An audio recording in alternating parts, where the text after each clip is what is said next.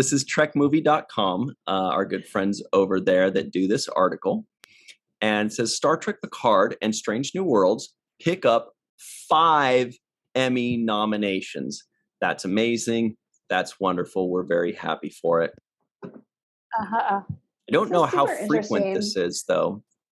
I feel like we never get Emmys in Star Trek. And I say we. Okay, so there's like a lot to unpack here. First of all, that, like, what is it called? The Hollywood Critics Association or Critics' Choice that just happened a few weeks ago.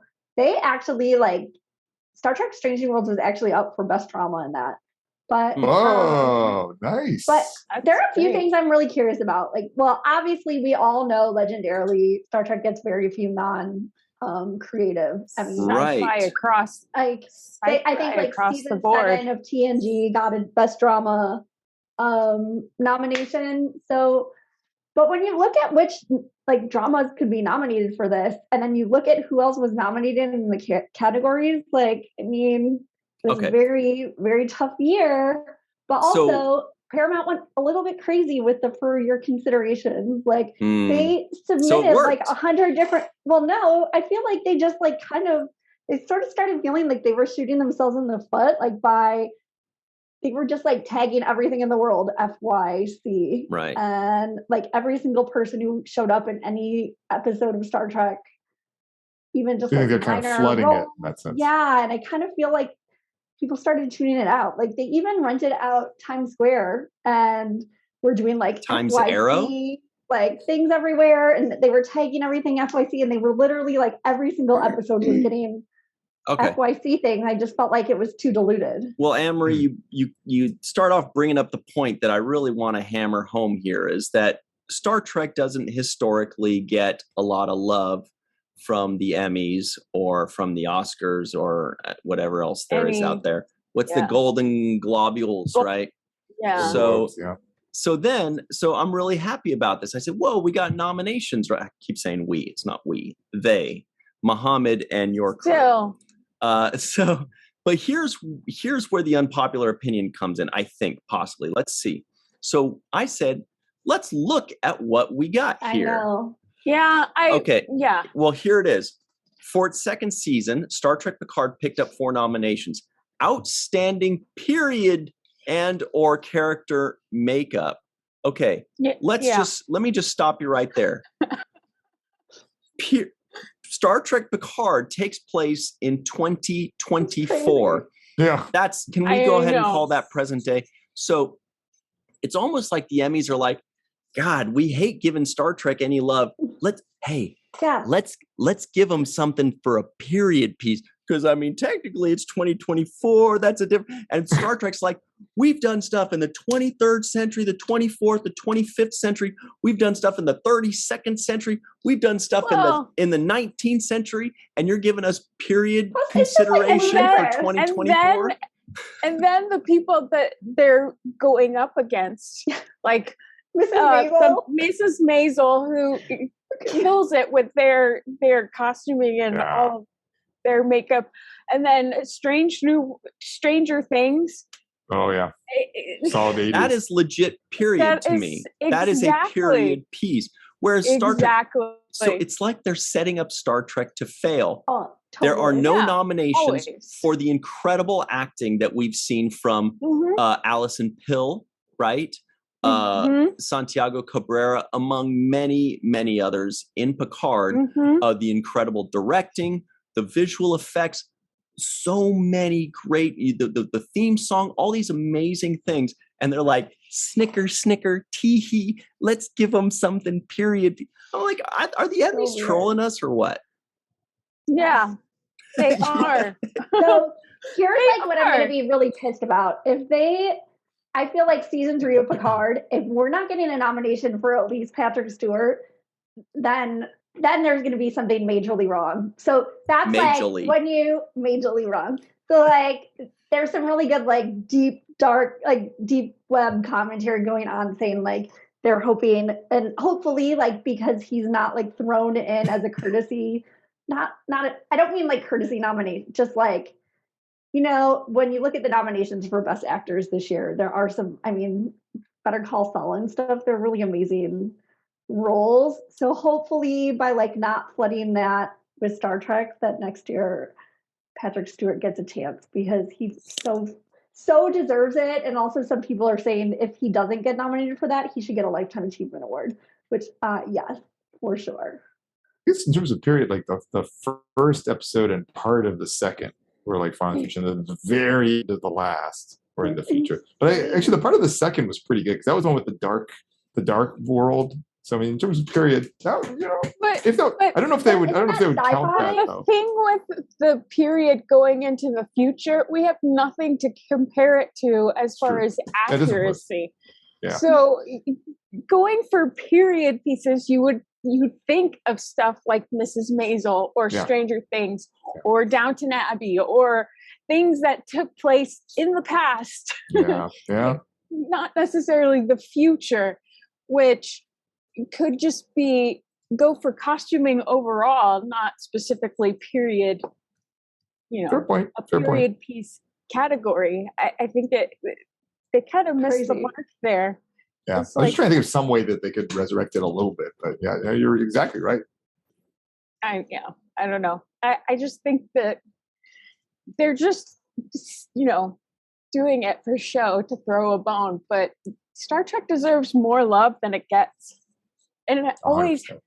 Has deserved more love than it gets. There's some fantastic performers, and visual effects. Hello. So weird. Yeah. And then music, and there's just so many different categories that they should be recognized in more than just what they've been, have listed. 100% agree. Yeah. Because I saw the title of the article and I got really excited. I was like, yes, Star Trek's being recognized by the Emmys. And then I saw the categories and I'm like, really? Come on. Come on. Totally. What you doing? What you doing? Yeah. And Alison Pill and Michelle Hurd and all these other amazing actors that John Delancey, hello, amazing actor.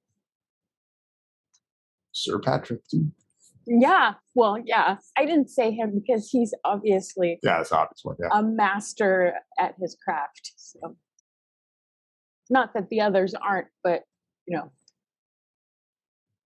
Yeah. Well, I'm pissed. So we've just asked a poll question for everybody in the live chat. Yes, I'm so into these polls. How do you? Yes. The question is, how do you feel about the nomination of Star Trek in the Emmys? Are you glad that Star Trek is finally getting a little bit of love for once? That's kind of like the optimist view. Or are you thinking this is not enough? I'm still not happy. Star Trek deserves better. Not for once though, because it does win Emmys. That's how amazing people like Doug Drexler have Emmys, and hell yeah, well deserved. And Tom Supernant, yes, all friends of our show. Yes, Dan Curry, well deserved. You are not going to take away my anger. What is it? Lividness? But also, it's really good that somebody said good thing like the Hugos will pull through, and I'm like, also good thing the Lappies will pull through. Right? Yeah. Actually, you're right. I should have thought of that ahead of time and used that to segue. We're like, this whole point should be like, so that's why we do the Lappie Awards, because Star Trek doesn't get enough love. And we're doing this to show the world that Star Trek deserves better. It does deserve better. It does. Really? Mm-hmm. Oh, A Badger says, Ryan is pissed. Let's do it live. All right. So, Anne-Marie, Melissa, and Mohammed, how would you vote on that? Are we glad that Star Trek's getting some love, or are we mad that it's not enough? It's embarrassing. I was initially glad, but then I was like, I ruined it. No, you didn't ruin it. I read the article, and the article ruined it. The nominations ruined it. Because, They deserve better. They deserve to get it for things that they're going to win and that they should win too. So as opposed to the random categories. Yeah. Right. No, it's a fair point. Yeah, I'm with you, Lisa. Right. And by the way, I in no way think that these things they're nominated for, they don't deserve it. I think they deserve those. And I think they also deserve things that are much more obviously deserved. And some of these are fairly legitimate, like outstanding sound editing for a comedy or drama series for Strange New Worlds. Amazing. But I'm like, that was great. Why are they pitting Strange New Worlds against comedy series? Whoa. It's really weird. When has a comedy series ever beat out sci-fi in sound editing? I'd like to know. but that's the only nomination they got, and I know they deserve better. They're a phenomenal show, 98% on Rotten Tomatoes. Yeah. Hello, people. Who is not paying attention here? Somebody is not paying attention. They're willfully not paying attention. What do you think it is? Do you think it's actually willfully? Do you think that it's still like, for lack of a better term, the good old boys club that's just kind of like thumbs their nose at sci-fi? They're like, sci-fi, that's not legitimate television. Yeah. We'll give them some things like costume because they come up with good costume and good makeup. But everybody knows sci-fi doesn't generate good acting or directing or writing. Right. You think that's drama comes from drama series, not from sci-fi. Well, stuff like that. Yeah. I mean, for example, and I could be way off on this, but The Expanse, what recognition did that show get? And it's a fantastic show with great writing, terrific acting, and still, where's their love too? I think it's a stigma that lives with sci-fi shows, which should be changed. I'd be very sad if I didn't point out Glenn Iverson just made the joke. Ryan is in livid color today. That's pretty funny. That is pretty funny. Pretty good. One Trek fan says the Lappy Awards were so amazing. I know, that's why it's such a bummer that we're never going to do it again. What? No. No. This year, it's going to be, every year is going to be better than the last. There you go. Can't wait. That's going to be in February. We're almost halfway there, guys. Anyway, so 91% in the poll say not enough. Trek deserves better. I agree with that group. Anyway. How do you feel, Anne-Marie? I don't think you commented. Oh, I was looking at the snubs list, which, I mean... She likes the drama. I love the drama of it. Yeah, it's crazy. But it's just like a little shocking, only because it did seem like Star Trek was getting way more like affection by, especially Strange New Worlds was making like, they made that like top 100 TV guide shows of 2000. Yeah. Obviously, I know there are only like 6 or 7 people, like ones that can get nominated, but the Hollywood like critics, what was it called? Like the Critics' Choice, Hollywood Critics' Choice, or whatever was like announced last week or 2 weeks ago. Star Trek was like in really high positions in that, including one of the best drama series nominations. So, and some of the Strange New World actors got nominated. Lower Decks got nominated for one of the best streaming cartoons, and just nice. I'm shocked. Wasn't the week the Strange New Worlds premiered? Wasn't it like the most highly streamed show that week or something like that? Yeah, probably. Strange New Worlds has been dominant. I'm so happy for them to come out of the gates so well. But mentioning Lower Decks and all those, by the way, Star Trek has 3 other series currently happening, and none of those got any nominations. Prodigy, Discovery, and Lower Decks. And all of those, I think, deserve some consideration for so many different things. In that article, it said Prodigy isn't eligible yet. Why? Because it hasn't finished its first season? Is that why?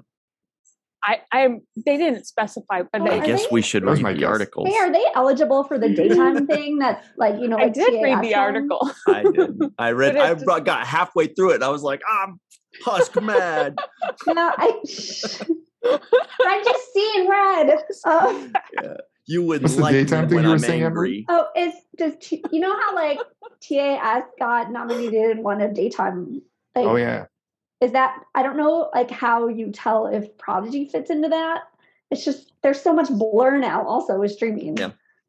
And I don't know if like maybe they couldn't like fall into categories until they're on Nickelodeon. I just don't know. Oh. Or it's kind of like, for example, like the Oscars, if you even like if you showed like at Tribeca before you premiered on Netflix, you couldn't get like put in their like even if you're a Netflix production, you couldn't get put in their like submission list. There are a lot of, because of streaming, there are a lot of like ins and outs that I don't totally understand. You know, a couple. But also, really I was just wondering about that AR wall, because it does seem like there's a lot of like VFX snubbing going on, and obviously like Strange New Worlds and Discovery are both using it. So I'm not sure if they're trying to like make a statement about that, or I mean, the paywall snubbing it. It seems amazing. It seems like it works really well. You mean the paywall? They think that's like cheating? No, you know that like AR wall that they use for the effects that looks amazing. Yeah, why is that cheating? People should use whatever they can. Well, one way to check that would be to check to see if Star Wars got some nominations. Are they using it? I mean, I wouldn't think that anybody would have any prejudice against that, because I would think any new advancements in visual effects would be lauded, right? Yeah, exactly. Right. So I don't know. I sure hope not. I want them to build the spaceships and fly them. Yes, do it on site. Even with Strange New Worlds, they're not just using the AR wall; they're using puppetry as well. Yeah, awesome. And animatronics, and it's pretty exciting what they're doing visually on that show, and it should get recognized. All of it. I wonder when the cutoff is too. Performances are stellar for all of them.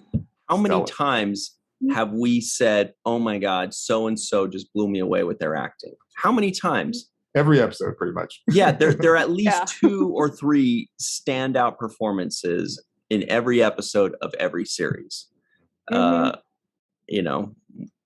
So also a couple things that I wanted to point out. Who was it that mentioned it? I'm gonna find it now. Oh, Prince Julius says, love Strange New Worlds, Lower Decks, and the Orville. So that's something. I wonder if the Orville got any nominations. I feel bad. I feel like they probably didn't, because I feel like people are like, it's a comedy sci-fi. The only thing worse than sci-fi show is a comedy sci-fi. Harumph. Again, because everybody hates Spaceballs. Again, if they're saying that, they're not paying attention. Right. Totally. It's much bigger than a comedy sci-fi. Yeah. And I was also wondering about For All Mankind, because oh my gosh, that should totally get nominated for best drama. Yeah, it's been really good. I'm on season 3 now. I just finished episode 2 of season 3. Whew. And the VFX and everything. It's unbelievable. So I guess they missed the cutoff, at least, I guess, then for this new season. But I don't know how it works. But I didn't see all the timing cutoff. Yeah, for the last season, it was giving some recognition for the SAG Awards. So that's I don't remember what categories, but that's something. SAG Awards kind of sounds like the pencil test. So Glenn Iverson says, was it Glenn Iverson? Where did it go? This is an interesting point, and it's a good discussion point. He says, I also can't help but wonder if having all of Star Trek behind a paywall could affect its popularity in the long run. Now, I don't know if that would necessarily affect the Emmys, because they send out the For Your Considerations. You can always watch everything. There's access to everything. But certainly in, the casual TV watcher is not going to be watching. So there's going to be less of a buzz. And these people, whether they realize it or not, may be affected by, the buzz that they're seeing, or the water cooler talk. Maybe there's something to that. Maybe there's an unknown prejudice against things that are behind a paywall. But I sure hope not, because that's where we're going. That's the future. Everybody's just going to have to accept that that's where we're going. Well, it's also a network a lot of people just don't have. Like, I have a friend who was going through Deep Space Nine with her husband, and then it pulled out, and she's like, "Well, I guess we're not going to see season 7." You're missing out. Well, there are a few things that are really helping with that. Like, I know they were doing the free trial, and then for Amazon Prime Day, I just got 2 months for 99 cents each without ads. I know. Wow. But, I know. Check your Amazon channel specials. Very good. I know, $20 to send in Vegas. But Oh, what was I going to say? Oh, yeah. Who knows? Seems like they are starting to add some things that are helping, like by having the Tony Awards, like extra things. Like that's a group of people who has to get it.